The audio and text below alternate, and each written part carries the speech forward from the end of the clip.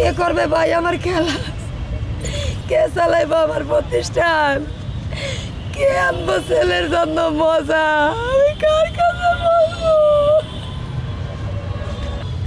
আমি কোথায় গেলে ওর মতো চেহারা তো কারো দেখি না। এটা তো কোনো মতে সম্ভব না, শরীয়তের দৃষ্টিতে এটা সম্ভব না।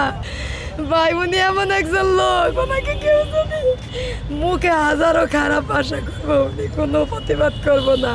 আমাদের মহিলাদের নেওয়া সম্ভব না। প্রতিদিনের নিয়তি সে সকাল 6টায় বাসা থেকে নামাজ পড়া নিচে বের হয়, তার আমরা 5 তলায় নিচতলা থাকি তার অফিস রুম। আমি যেটা মনে করি যে সে এতটুকু উদ্দেশ্যে গেছে বাইরে, একটু পরে তো আমি আইসা আমার ক্লাস করবই, এটাই তারা আমার মনে যেটা বলে। আর তো ফিরে আসা হইল না আজও পর্যন্ত। কে করবে ভাই আমার খেলা? কে চালাইবো আমার প্রতিষ্ঠান? কে আনবো ছেলের জন্য মজা? আমি কার কাছে বলবো?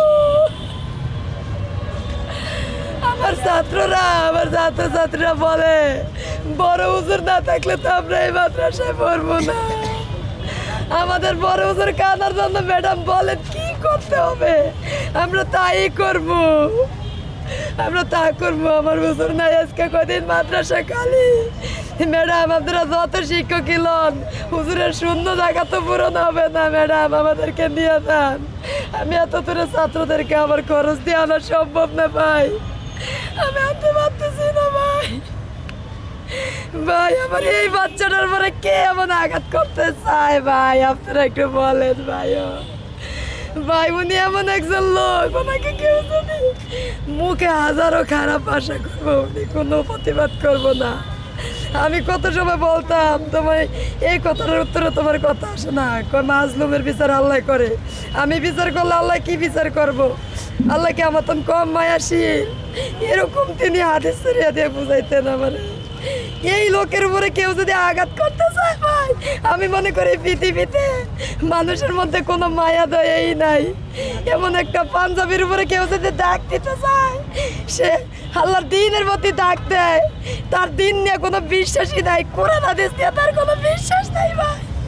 আমি কাউকে সন্দেহ করতে চাই না, কারো দোষ দেই না, ওই উপরে আল্লাহ দেখছে। আমি যতটুকু দেখি বা জানতাম তার কাছ থেকে, ওই বাবা আমার সন্দেহ যতটুকু আমি প্রশাসনের কাছে বলি, ব্যক্ত করি। এখন ভাই আমার কোনো দাবি নাই, দাবি আমার একটা, সন্তান যে তার বাবাকে ডাকতে পারে, সে যে আমি স্ত্রী হিসাবে আমার যে দায়িত্বগুলো করতো, ওই দায়িত্বগুলো সে 5 দিন পরে আবার শুরু করতে পারে, এইটাই আমার দাবি ভাই। আমি আর কিচ্ছু চাই না ভাই।